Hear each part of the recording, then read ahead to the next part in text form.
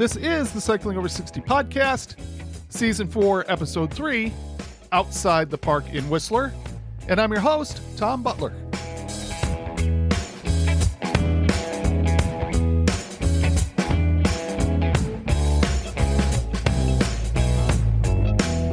I'm starting out this week by focusing on my search for a gravel bike.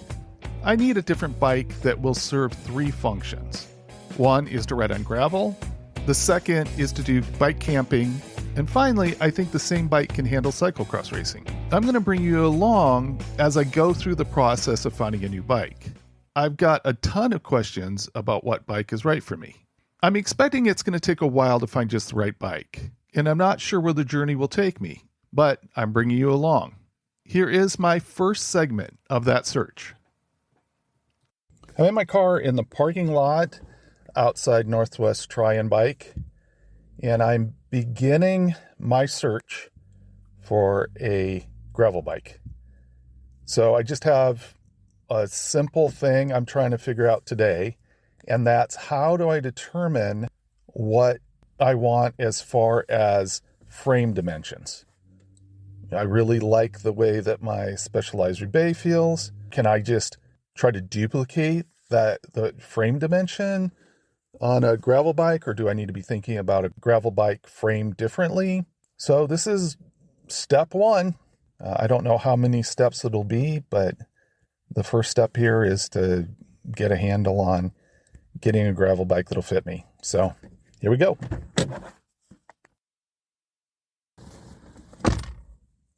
I'm back in the car after my discussions at Northwest Try Bike, and I'm surprised to say that my search for a gravel bike is over. So this was not a long process. We got talking about a specific bike, and it just checked off all the boxes I didn't even know were going to be boxes. Long discussion, and so I'm done. So that was fast. Stay tuned. I'll be giving more details on what I chose, why I chose it, and all that stuff. And I am really excited. Yeah, sometimes things don't go exactly as planned. I never imagined that I would be able to walk into the closest bike shop to me and have the first bike we talked about be perfect. But that is what happened. And that makes the journey I was going to bring you along on way shorter than I expected. I'm not sharing the details of the bike here. I'll save that for a whole episode. But I'm excited to reveal what I chose and go through all the reasons why I made the choices I made. It might take a few weeks to get the bike in my hands, and I'll talk about it as soon as I can. I can share something else that is new. I'm not as excited about this as the new bike, but I'm still pretty pumped about it. Which is a terrible pun because I want to share some information on my new bike pump. Several months ago, I participated in my first Kickstarter campaign. I pre-purchased a Zilch floor pump. It's sold by a company named Radian. I've never liked standard floor pumps. The Bontrager pump I have is difficult to get connected fully to the stem. For some reason, I frequently smack my thumb when I'm disengaging the nozzle from the stem. My dissatisfaction with the Bontrager meant that I was attracted to the message about the Zilch. They say, quote, "The Zilch head finally makes it easy for anyone to fill their bike tires," end quote. I've never really heard many people complaining, but I felt like Zilch understood me. They go on to say that the Zilch has an award-winning proprietary seal design. What I saw was enough for me to spend $105 to get one. Like with a lot of Kickstarter things, I had to wait a good amount of time to finally get the pump. But I am really happy with it. The head is a lot like what you would find on a plastic spray bottle, except a lot beefier. You put the nozzle over the stem and squeeze the trigger to seal it. When you're done inflating the tire, you squeeze the trigger again and it releases. It did take me a little bit to do it right, but probably for most people it should be easy to operate. My only complaint is that the pressure indication dial is not as good as on the Bontrager. Now there is an option for more money to get a digital display. I probably would have done that, but I don't think it was an option when I bought mine. I do want to find an accurate pressure gauge at some point, just to make sure that I can trust the pressure indicator on the Zilch. You can still get the pump for $105, but the normal price is listed as $130. It's currently on sale. The website is radian-usa.com, and I'll put that link in the show notes. One last thing for this update. I don't think I will do any more cyclocross racing this year. I just don't think my bike is adequate for it. That is especially true given the fact that I think cyclocross courses are getting more and more challenging because of the rain here in the Northwest now.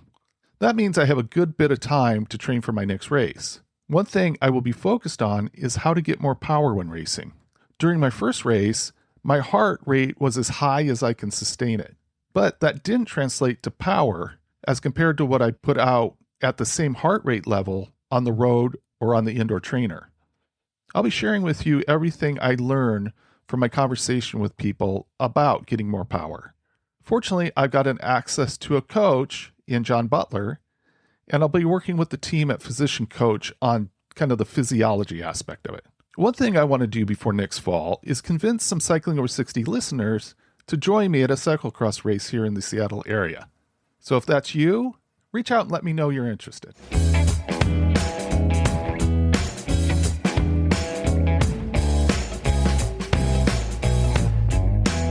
I've only been to Whistler, British Columbia once.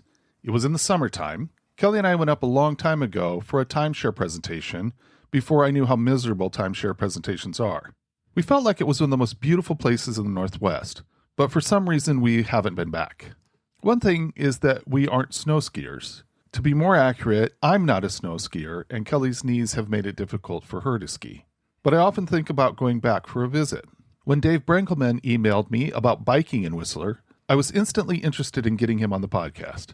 Dave is a mountain biker, and I'm always hesitant to talk about mountain biking because I secretly don't want to like it. I fear opening the door to need to buy yet another bike. Dave brings the perspective of someone who really enjoys getting out in the forest on a bike, and I'm so glad he came on. Here is our conversation. It is a pleasure to introduce listeners to Dave Brengelmann. Thank you, Dave, for joining me today. Thank you for the invitation. It's an honor to be here. There are some exceptional outdoor recreation locations around, and today we're going to get into one. But to start the conversation, talk about your first experience with a bicycle. My first experience with a bike, I suppose that's the U District in Seattle. I grew up in Frat Row. My father worked in health sciences. As a kid, the University of Washington was my playground. And later, I guess I would commute to my dad's lab to do homework. So I was always riding around the alleys of the U District. You know, we're talking back in the Ted Bundy days, right? Riding my bike down to health sciences and just riding around the University of Washington, especially in the summer when there was nobody around. So I really enjoyed growing up and having both the UW and the Green Lake as a playground and a place to ride my bike. That image it brings up to me is a kid being able to be independent and being able to make decisions about where you're going. You're not stuck in a car, you're kind of out and about. And I love that image. Yeah, I think as bikers, we all have a sense of freedom, right? And as an adolescent, it's especially nice to, I suppose, jump on the Burt Gilman and ride for miles to get away. So it is freedom and independence that makes it really nice. Now, have you stayed active all your life? Yeah, pretty much. I've been an active skier. You know, we have ski areas just 90 minutes away from Seattle. And I haven't been a biker all my life, but skiing and boating and hiking and running, I guess. So I've been pretty active, but I have to say, when I started cycling, I became much more active and much more fit later in life. Did you have a bike and you used it every once in a while, or was it really kind of a period where you were not on a bicycle? Well, let's see. Had an office next to Green Lake and no bike. A coworker sold me a bike for $400. And I started riding around Green Lake in the morning. And then a buddy from the gym challenged me to do the Seattle to Portland bike ride. And like many of us in Seattle, that's a bucket list item, right? So I started training in January, maybe 10 years ago for the STP and did the ride. Now, you know, I've got 5 STPs and numerous Cascade rides behind me. I got to shout out to that organization. As you know, they are fantastic for anybody getting into biking. You know, I'll teach you how to train for a 200-mile bike ride. And many of us, our first century ride, first 100-mile ride is flying wheels in the Snoqualmie Valley. So that STP got me hooked on biking, changed my life, had a sailboat up until that point, got rid of the boat and started biking on the weekends. Well, you talked about Green Lake, and for people that aren't in the area, it is a freshwater lake that's kind of north of Seattle a little bit, north of downtown Seattle a little bit. And it's got a trail around it. It's a pretty busy and pretty popular place to get outdoors. We'll be right back. I'm taking a moment here to remind you that we're putting together something special for next May, the Tour de Cure Pacific Northwest. It's the signature fundraising ride for the American Diabetes Association. I know it's early, but that's exactly the point. By signing up now, we'll have plenty of time to build excitement and turn this into a great launch party for the summer cycling season. I want to give a special shout out to Convergent Wealth for sponsoring our team jerseys. Thanks to Convergent, Team Cycling Over 60 is going to stand out with custom jerseys and make a powerful statement that vitality means staying active as you age. Head over to tour.diabetes.org/team/CO60 and sign up for the ride. You can find that link in the show notes. And if you're listening from outside the Pacific Northwest, consider this your invitation to come experience some of the most beautiful cycling routes in the country. It's going to be our spring celebration of everything we love about cycling and the enduring joy that it brings to our lives, no matter our age. Let's come together to make this a great event with a purpose.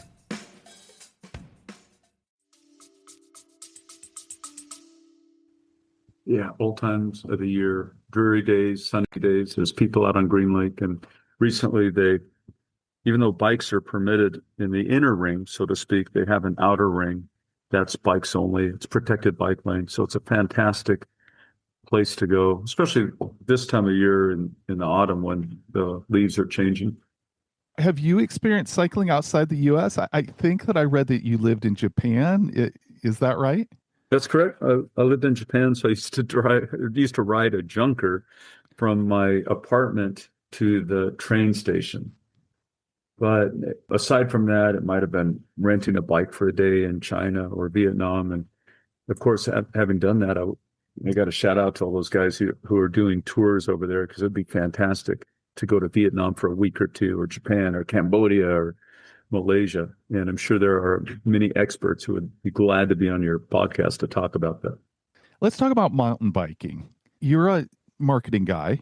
So sell me on mountain biking for cyclists over 60, because I've not taken that up. Now, one thing is, I don't need another form of biking to have to buy a bike to do, but sell me on mountain biking for cyclists over 60. That's a good one. All I got to say is you got to do it. I think it's an evolution from road to gravel to mountain, or maybe road to mountain. But riding on the road is so dangerous, right? I mean, granted, mountain biking is dangerous too. You can get hurt, but it's within your control. But road biking, you never know if you're going to get hit by a distracted driver. People are killed, right? So safety is one thing, but I think what it is for me, with a mountain bike, you get to see these incredible views. And I just have, I think, one mountain bike trip to a place like the Plains of Abraham in Mount St. Helens would turn you into a mountain biker for life, because you are in a sea of wildflowers. Or the number 2 canyon over in Wenatchee when the wildflowers are out. I mean, if you're on a road, you're looking at asphalt and yellow lines and curves. But if you're in a sea of wildflowers and looking at Mount Rainier or Mount St. Helens or Mount Baker, it really doesn't get any better than that. Although, maybe with road biking, start your mountain riding up the passes we have locally. You can get up to the Sunrise Visitor Center without cars, or Artist Point or Artist Ridge at Mount Baker without cars. You can get to Hurricane Ridge without cars. That is some of the best road biking that we have in the Pacific Northwest.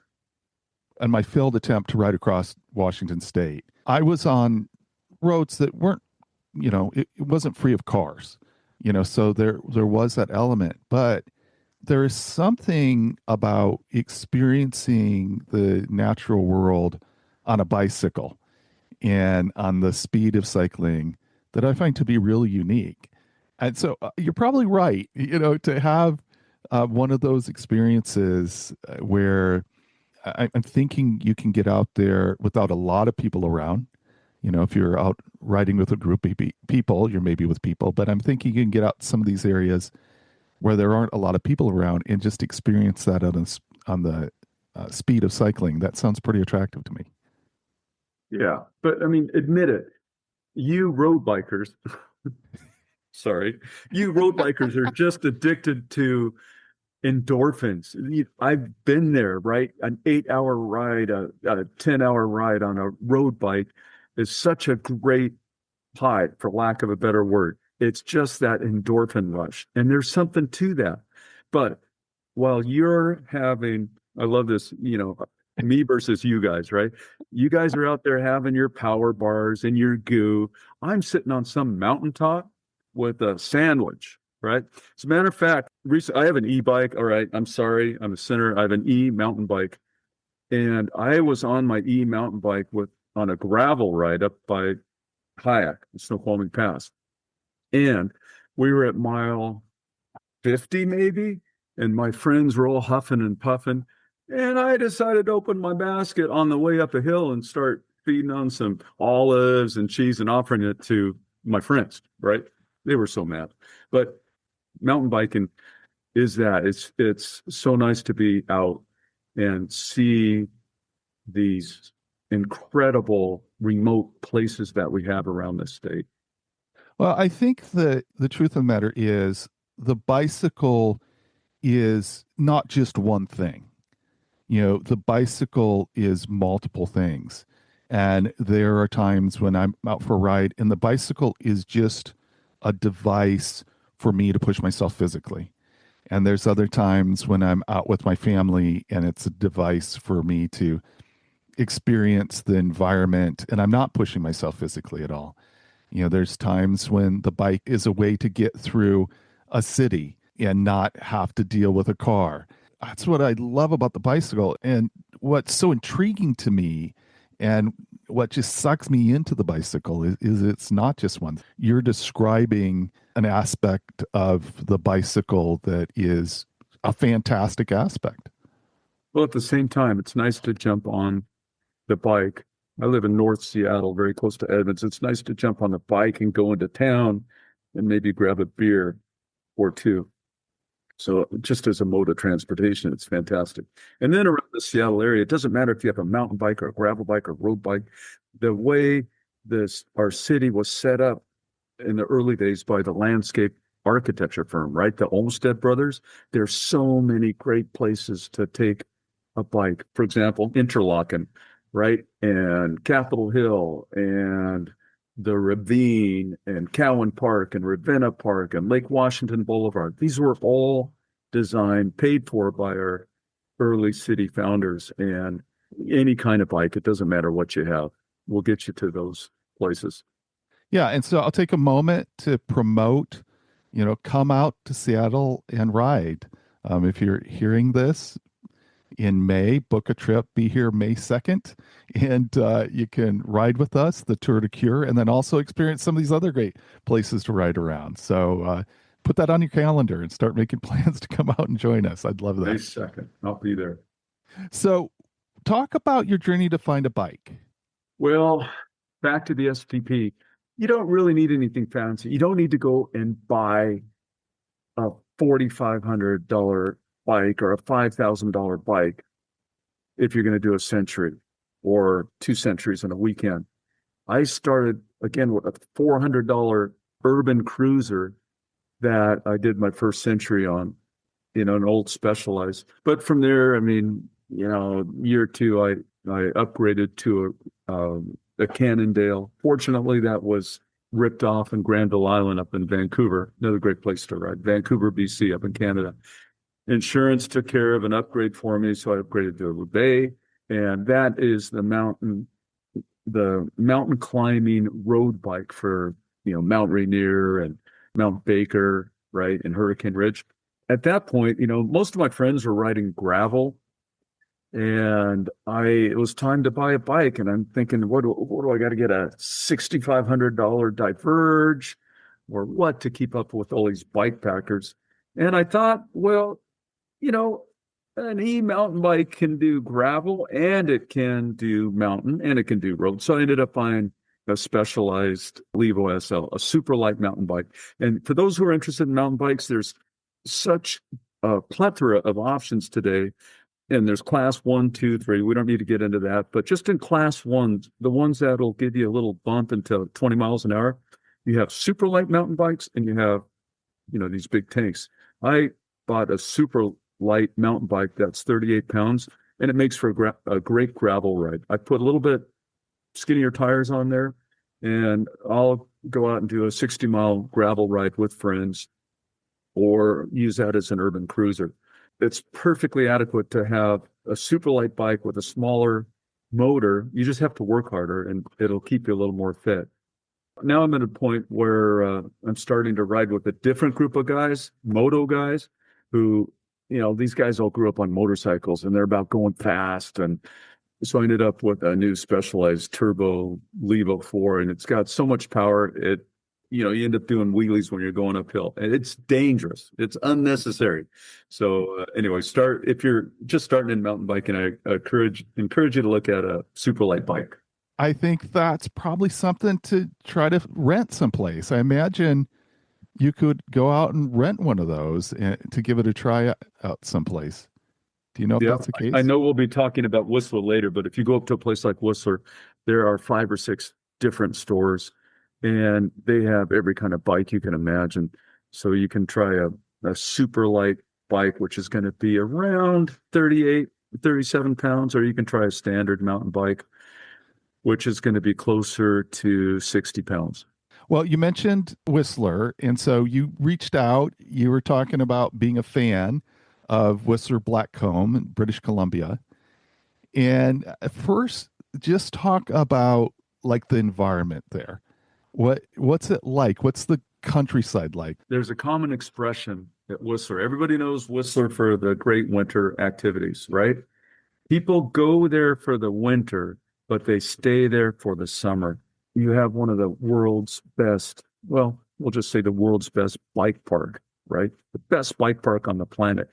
And it's got everything, right? It's got everything. But I'm not here to talk about the bike park today, because what I think is so special about Whistler are the 200 miles of trails outside of the park. So go up and enjoy the park, spend an arm and a leg on a ticket, but be up there for a week and then just start sampling the trail network. And there's 2 I want to talk about today. The Village Trail Network, which is all asphalt, and it's great for road riding. And then the mountain biking network. So in the valley, you have, I think it's close to 30, 40 miles of road riding, and there's 4 lakes. So you can ride around a different lake or all the lakes, but the best riding is in the hills. And so you're pulling into Whistler, and imagine looking to your left and looking to your right. There's a little area called Function Junction on the way in. From Function Junction all the way to Pemberton, there's places to mountain bike on both sides of the valley. And there's anything you want. There's spicy blue, there's green. Most people start with the Lost Lake Trails, also known as the Zappa Trails. Have you heard of those? No. Well, I'm not a Zappa fan, but I can tell you that the guy that built the Zappa Trails was a fan.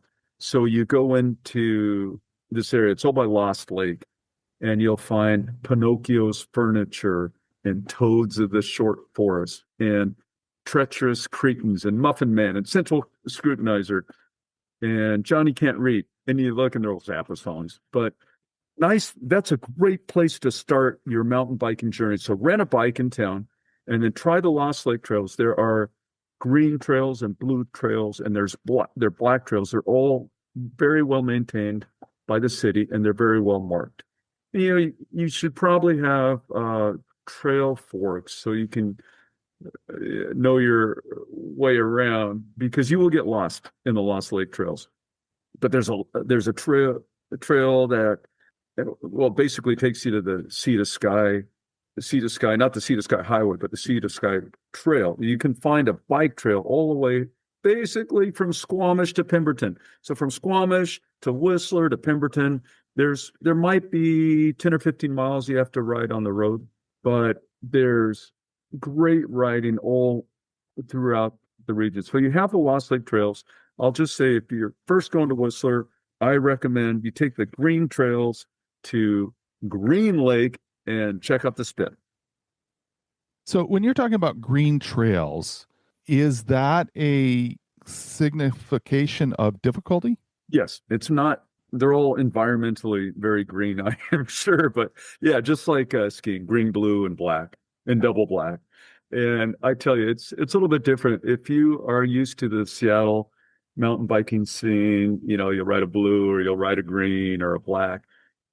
Up there, they're very spicy. So if you can imagine, a spicy blue is like a black. And if you talk to anybody in Squamish and you ask them, what should I ride? I'm like an intermediate rider, and they'll send you on a blue. Well, that blue is going to scare you a little bit. Here's an example of a blue. You're coming up on a hill, a crest of a hill, and there's some rocks you have to navigate. And then you go over the top, and it's like, oh my goodness. I'll just say that. There's like an elevator shaft you have to go down. And that's a blue run, right? And there's no looking back. You need to be an experienced rider if you're going to ride blues in Squamish. And Whistler, they're a little bit easier. I would encourage you to take a progression. So start on the greens and then just evolve up to the blacks. And in a couple of years, you'll be riding comfortably numb in the area, which is really scary. But anyway, that's it. I would be more than happy, I think, with staying on greens as much as I can. The good thing for you is, so you're traveling with an expert, you can be on the green, and the blues run parallel. They're just up the hill, and they might have some bridges, and they might have some drops, but you can run along on your green, and you're just fine, and the blues can eventually come back and meet the green. So the Lost Lake trails, that's one of the beautiful things. Now, what I would probably recommend, I'm going to mention my favorite spot, although I shouldn't give away the secret. Let me just say that up in Canada, maybe it's a little less litigious, maybe the people are nicer, but they allow mountain bikes on some of the best hiking trails. But there's a hiking trail that goes to Lake Chickamus. Lake Chickamus is just up the river from Function Junction. So you can ride or shuttle up to the trailhead and then ride your mountain bike or hike to Lake Chickamus. And you get up to the lake and it's this green, glacial, silk, emerald, beautiful lake, and there aren't too many people around. You share the trail with hikers, so you got to be really careful. And I just worry that someone is going to ruin it for us all, and eventually they will not allow bikers, because down here in the United States, we wouldn't allow mountain bikers on such a trail. What is the etiquette there? How do you handle having hikers on the same trail? Well, I think it's good practice to have a bear bell so they hear you coming. Actually, yes, the Canadians, they think bear bells aren't effective. It's more of a dinner bell than a bear bell. But at least, I have ridden the local trails. Like we have a park right off of Lake Washington called St. Edwards. Great place for an afternoon ride. But there's a lot of trail runners. So you got to let them know you're coming. And then, of course, everybody else has the right of way all the time. So when it comes to mountain biking, and this is different than road biking, you got to be ready to stop on a dime. If you're following a rider, you're not going to get a signal. When we road bike, we're on a cascade ride, everybody's yelling, car up, car back. You get signals when you're moving in and out of lanes. Not mountain biking. You got to be ready to stop on a dime. So the etiquette is, yes, everybody else has the right of way. But if you approach another mountain biker The mountain biker that is going uphill has the right of way. And it seems like a lot of people don't know that, so you just got to be careful. If you're going uphill, chugging along, and someone's coming down, whoever's coming down should really just stop and pull off on the side and let the uphill rider proceed. It's a well-known area, and I'm wondering about crowds. Do you find it to be crowded there? Are there certain times that you wouldn't go up there? What's your thoughts there? Well, if you're over 60 and retired, you're biking Monday through Friday and not spending too much time on the weekends. But it does get crowded, and the Lost Lake trails are crowded with tourists, and they may be novice riders. So you have to take special care in the trails. And they don't know that uphill riders have the right of way. So you have to assume that everybody's out there for a good time, and you don't want to scare them or dissuade them from biking. It's almost the same thing on our local trails. The Rail to Trail here in the Seattle area, Burke Gilman, right? That was one of the first Rail to Trails project in the United States, and many were designed after that. The speed limit's 15, and you see families there and people walking their dogs, and I see uptight bikers, but there should be no reason to be cruising past people and scaring people or hitting people. So mountain biking's the same thing, but to answer your question, yeah, bike during the week, and you won't have much for crowds. Early season, Whistler early season is fantastic because you can ride on the golf courses. They're closed to dog walkers because of the bears. You might encounter some bears. To be able to ride those beautiful grounds early in the season is just fantastic. They're just gorgeous. So if Whistler get there early in the season, the same thing is true for the bike park. If you wait till the end of the summer to get to the bike park, the trails are not going to be in optimal condition. There's going to be a lot of brake bumps. And any mountain biker knows what I'm talking about, right? It's almost a washboard-like surface where people apply their brakes before turns. And those are a little annoying. So start early and have smooth riding. So you talked about your favorite riding place, and go into a little more detail. What do you experience? Like, how far would you go out? What's the environment like? What's the trail like? Talk a little bit more about that. All right, let me take you on a ride. So we're going to start in Function Junction. We can park right at the bottom of the hill, really close to the freeway. The nice thing about Function Junction is there's coffee shops, so you can start your day with a cup of coffee and a pastry if you want, and maybe meet some locals, right? And that's another story, but it seems like every time you're riding at Whistler, if you're ever alone, you're never alone because you're going to meet a local and they're going to tour you all around. But anyway, you start at Function Junction and climb up the hill next to the river. You can go up the road or you can shuttle, but the best thing is to go up by the river. So you're going up the Cheakamus River, and after maybe 45 minutes of climbing, you're at the trailhead. That's where the hikers start. And that's the point where you'd shuttle if you wanted to. So you ride basically it's a flat trail or a traverse. There's some up and downs, not a lot of elevation. But the beautiful thing is you go from secondary growth to old growth. And it's like a clear markation. And because all of a sudden in the summer, you're in old growth where there's a limited canopy and it's hot and it might be buggy, but then you get to the old growth and it's wonderfully cool and quiet, and it's got this loamy surface. So you travel that out to the lake. You get to the lake, maybe you pass by 3 groups of hikers. Everybody's nice, and then you have lunch at the lake. You come back after lunch, and then you've got 4 flow trails that take you back to Function Junction, and mountain bikers know what I'm talking about. Flow trails. It's just you don't even hardly have to hit your brakes. You just effortlessly glide down the hill. And yeah, there's some bridges and there's some drops, but you can roll everything. And at the end of the ride, you're having a beer. There's 2 great breweries down there. I've got a favorite, but no plugs. There's 2 breweries down there, so you can get your IPA. And then, like this happens to me, then I meet a guy and he's like, "Oh, you want to ride down to Bridal Veil Falls on the Sea to Sky Highway?" It's like, okay, I got some battery left. So I follow this guy. He's probably 70, 75. Down the Sea to Sky Trail. It goes over the bungee zone. So bikes are allowed to cross that bridge. You might see some bungee jumpers. It's kind of neat. And then you end up with these incredible rock formations where you're on basalt pillars. They're all hexagons, right?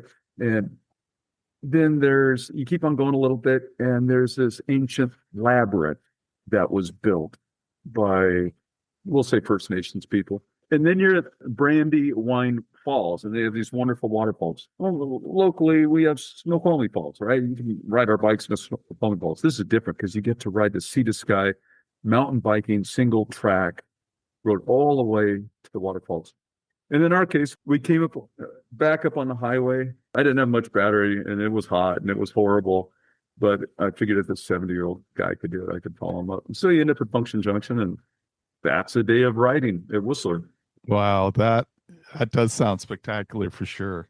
You're focused here on mountain biking, but I'm wondering if somebody wanted to combine a mountain biking trip with a road trip or a gravel trip, would you find all those options as well in the area? Yeah, we just did that last month. So there's a Whistler Grand Fondo. And for all you roadies out there, I challenge you to ride from Vancouver to Whistler in a day. What's the mileage on that? Oh, don't ask me. I'll look it up. I don't know the mileage on that, but it is a solid century with plenty of elevation, and conditions can be tough. Well, I'm looking at this RBC Grand Fondo Whistler, and it says that it's 122 kilometers, which is 76 miles, 2,300 meters of elevation, so 7,500 feet of elevation. So that's a pretty good chunk of elevation. But man, what a adventure that would be for sure. And the nice thing is that there's a bike lane dedicated to that ride. Bless my friends for doing that, but I just have no desire whatsoever. Maybe I am too old at 62 to think of a Grand Fondo, but more power to them. They're strong riders. Now, they do have a 55-kilometer route that starts in Whistler Village and ends in Whistler Village, and that's 2,740 feet of elevation. So that's 34 miles, 2,745 feet of elevation. That wouldn't be bad. That's doable. More power to you. I'll be cracking a beer in Function Junction watching you go by. I got to tell you, it was great to be at the finish line because I was up there for the whole week, and to see the guys that finished first, they're just incredible athletes. Yeah. I would imagine. It's very hot. I had a bunch of friends that rode the Grand Fondo and met me, but as soon as they got up to Whistler, they ditched their road bikes and got on mountain bikes, and we started on the Lost Lake trails, and we went up to Lake Chickamas, and we did the Sea to Sky. I got to mention, here's another secret. One of the most beautiful places on the Sea to Sky bike trail is Gord's Garden. Now, Gord is the brainchild of the Sea to Sky Highway, and there's a memorial to him in this really beautiful spot. I challenge listeners to go find it. Start your day in Pemberton and ride the Sea to Sky. You'll be in for a very pleasant surprise. There's more waterfalls there too. I would encourage folks to think about, instead of a Grand Fondo ride, but maybe riding from Squamish to Whistler to Pemberton on a mountain bike on the Sea to Sky Trail. This is a tourist destination place. Talk a bit about the dining and lodging options up there. Well, the lodging options in the winter are very expensive, right? It's very crowded. There's a lot of demand. There's people coming from all over the world. So you might end up spending $400-500 US per night for accommodations. But the summer is completely different. If you get up there with your bicycle in the summer, you can find great discounts and only end up spending maybe a couple $100 a night for a really nice place. And what we do is usually put 5 or 6 or 7 bicyclists in one place, and everybody pays like maybe, I don't know, 25, 30, 40, $50 for a bed, and it works out really well, share meals. So if you go up there with a group and find a larger place, it'll be inexpensive. And I'm guessing dining, there's just everything up there. Yeah. I mean, my favorite is a little Mexican place right by the supermarket, but there are two grocery stores, and it seems like a lot of us would just prefer to get a place with a kitchen and cook. But yeah, there's great places to dine, and it's not too crowded in the summer. There are so many events and festivals, events to enjoy throughout the summer. So maybe go up there during Crankworks and see some of the best, see the mountain biking Olympics, so to speak. And you'll still find a place, and it won't be too expensive. Nice. You mentioned in the wintertime, people flock from all over the world to ski there. From what you're describing, it seems like it should have that kind of enthusiasm as a mountain biking place. It does. Festivals like Crankworks, for example, attract athletes from all over the world. The labor situation in Whistler is such that there's a ton of Australians.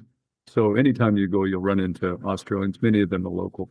But I have found that there are people from all over the world, including many Latinos from Central and South America.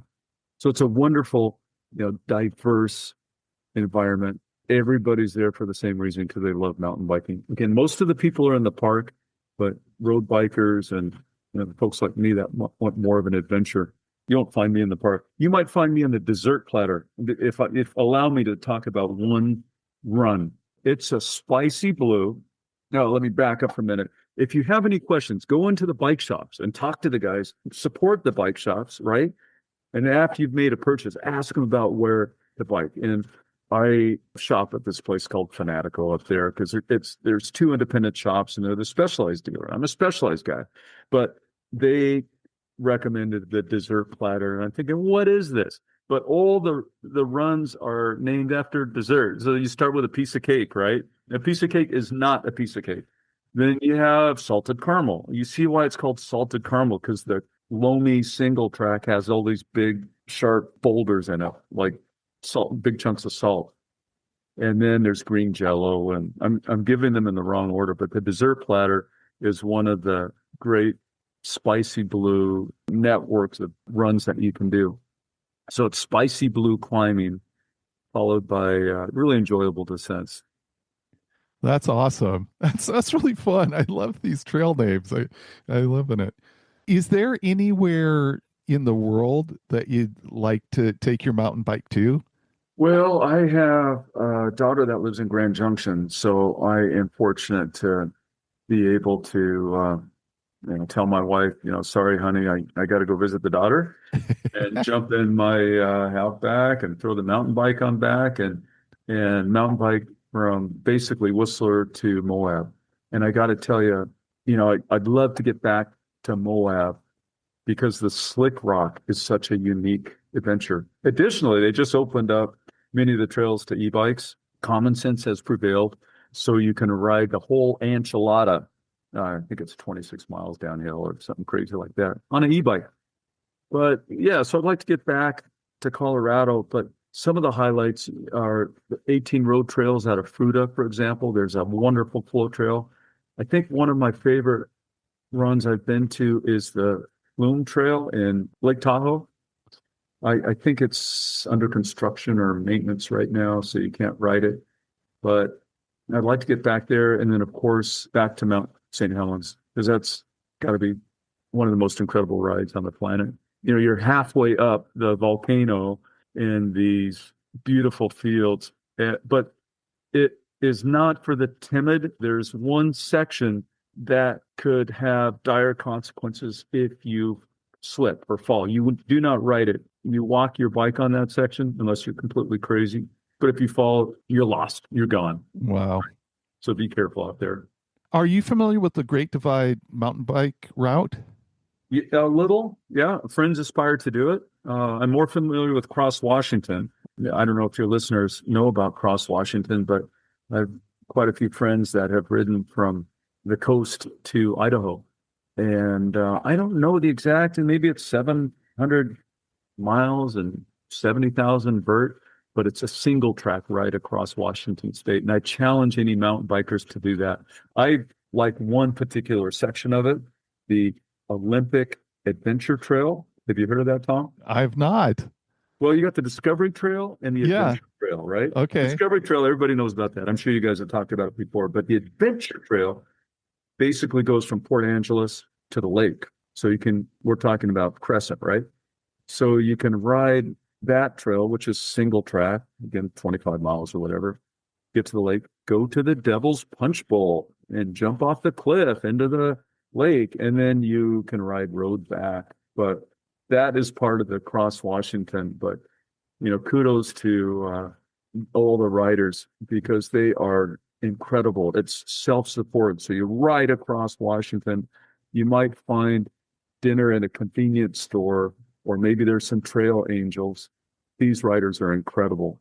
It starts, I think it's very early spring or late winter. It's basically when the tunnel up at Hayek opens up. So these guys all hope that the tunnel opens up so they can ride through there because that is the best route. But I would encourage your listeners to look in that route if they're very serious about bike packing and then they have a good sense of adventure about them. So sorry to take the subject from the what is it, the Great Divide. My sites are just more local. Well, I like it, but it seems like you would have the time to maybe take on the Great Divide or sections of the Great Divide. And I have heard that that's a special route. That sounds fantastic, and more power to anybody that is interested in doing that. I think I prefer to have a warm shower and an Airbnb or a hotel or the back of my Outback than sleeping in the dirt surrounded by wildlife. I'm going to change gears a little bit here because as I talked about, you did spend some time in Japan. There is a famous bike ride in Japan, and I don't know if you've heard about it, but it's 70 kilometers. It crosses 6 islands in the Seto Island Sea. I'm going to have a hard time here with names, connecting Honshu and the Shikoku Islands. Okay. Are you familiar with that? Honshu and Shikoku, sure. It talks about the route as being well marked with designated cycling paths on bridges, and it's accessible to various fitness levels. And it says it does have some hills. To me, some of the pictures of that route just look really cool. And I'm wondering if you've ever heard of that ride at all. I've never heard of that ride, but it sounds fantastic. To be in rural areas of Japan on a bike would be fantastic. Everybody's so nice. The drivers are excellent, and so less likely to hit you. The food is fantastic. So kudos to anybody. But you piqued my interest, but I first have to go to Hokkaido to get some skiing done before I jump on a bike. Gotcha. Well, I think the name of it, I'm going to try to say the name of it here. It's Shimanami Kaido. Yes, Shimanami Kaido. And so I would be very interested to hear from anybody that's done it. And I think I'm going to put that on my list of one of those things to do someday because it looks pretty cool. I might be there with you. You can cycle from Honshu to Shikoku on a 70-kilometer bike ride route. It does look stunning. Well, I'll keep you on the list of people that might be interested in doing it someday. I am very interested. And at least you'll have one person in your group who's fluent in Japanese then. Nice. I love it. Before we wrap this up, I want to ask you about knee surgery. You recently had knee surgery, and talk to me about how that's impacting your cycling, what your view on the future is, things like that. I can speak to you about health after 3 knee surgeries. I've skied all my life, and I figure once you hit about 1 million moguls, your knees are just shot. But the wonderful thing about cycling, and it doesn't matter if it's mountain biking or gravel or road, is it brings us back to health. after mountain biking, even mountain biking, I have been more fit aerobically than I ever have in my life. Growing up a doughboy, maybe being 185 pounds for most of my adult life, with kids and all that, it's complicated. I mean, not complicated. That's just what happens. But now at 175 pounds, thanks to fitness. But after my most recent knee surgery, I haven't been able to be on a bike. Actually, tomorrow or the next day, I'll finally get on a bike. So I've gained 4 or 5 pounds just doing the inactivity. So I'm dying to get back out on that bike. But anybody who's faced with health challenges, I just encourage them to get on a bike, even consider an e-bike. You can dial it in. Tom, I would guess that when you're biking, sometimes you're at 140 heartbeats a minute or 160, and you're pushing it. That's great, right? But, if you want to lose fat and be fit, you're fine at 110, 120, 130 beats per minute. So get an e-bike, and you're still working hard like that. Earlier, I talked about the desert tracks, up at Whistler. I was checking my heart rate. It's like 160 beats per minute, and I'm on an e-bike, right? But Comfortably Numb was the same way. We're just working harder. But again, with an e-bike, you can dial it back. Look at the research. If aerobic activities at a lower heart rate end up with more fat loss and in shape. So it's getting my knees back into shape. Well, I think that's a fantastic point. The fat that we have around organs, that's really bad fat, and so to be doing an activity like what you're saying and at a low enough intensity that you're burning fat, for a lot of people, that is going to be like a number one thing that they can do in order to achieve better metabolic function, is to be burning off that fat that is around their organs. And that's the way it was for me. It was interrupting my ability to function metabolically. And so that low intensity stuff, going out and doing that, that's when you burn the fat. And so it's a great point. And that's why I'm a big fan of e-bikes for 2 reasons. One is that you have that ability to dial it to where you need it to be for your fitness goals. And the other thing is, it's great if you haven't been out on a bike for a long time.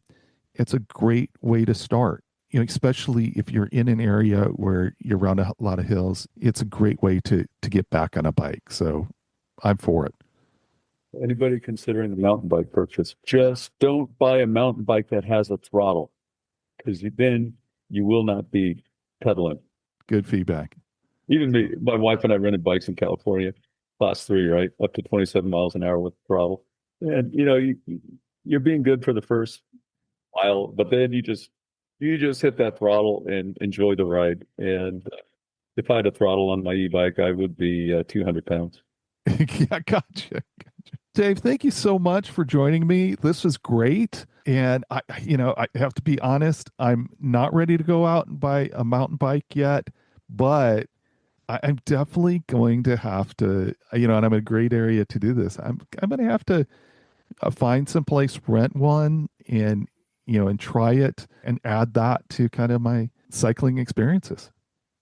Well, I promise you, once you do that, your podcast will be mountain biking over 60 instead of cycling over 60.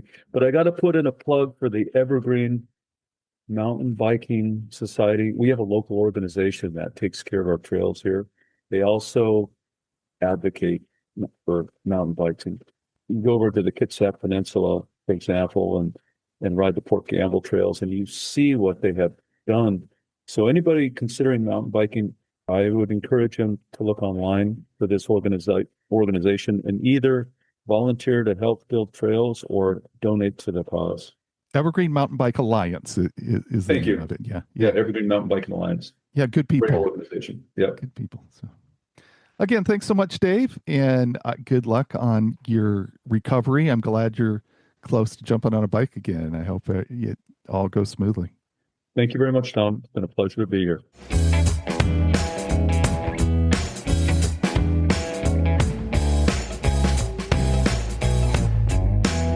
One of the things I like most about what Dave talked about is that he stays away, for the most part, from the mountain bike park. If you look for mountain biking on the Whistler tourism site, you get images of the park. I can see how I would have been attracted to the experience 40 years ago. But for me now, I really want to make a trip to Whistler to experience the trails outside the park.